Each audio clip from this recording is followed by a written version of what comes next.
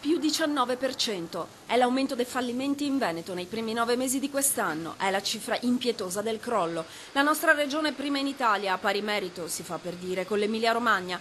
Lo dice il CERVED, gruppo specializzato in valutazione economico-finanziaria, e non esita a parlare di un vero e proprio massacro del nostro sistema produttivo il governatore Zaia, che spiega: le politiche economiche e fiscali del governo non sono più solo scoraggianti, sono decisamente distruttive della nostra imprenditoria.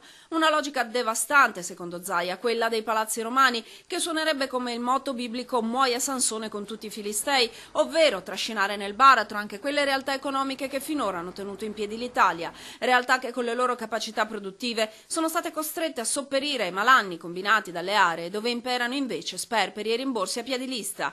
E il Veneto cede posizioni anche nelle analisi di Confcommercio, i cui giovani imprenditori sono riuniti a Venezia per il loro 6° forum nazionale. Questa che era una delle aree più produttive importanti nel nostro mercato interno sta soffrendo come gli altri, forse per alcuni versi più degli altri, questa crisi. Finito il carburante, la locomotiva non traina più. È necessario, qui come nel resto del Paese, adottare velocemente quegli strumenti e quelle riforme necessarie per far ripartire il nostro mercato. E della crisi non si vede fine. Gravata dalla debolezza della domanda interna e dal rallentamento del commercio mondiale, la fase recessiva del paese e anche dell'economia veneta prosegue inarrestabile. Sono le parole usate dalla sede veneziana della Banca d'Italia nell'odierno aggiornamento congiunturale. Cala, anche se meno del 2012, la produzione industriale. Critiche le condizioni del settore costruzioni, meno 4,2%.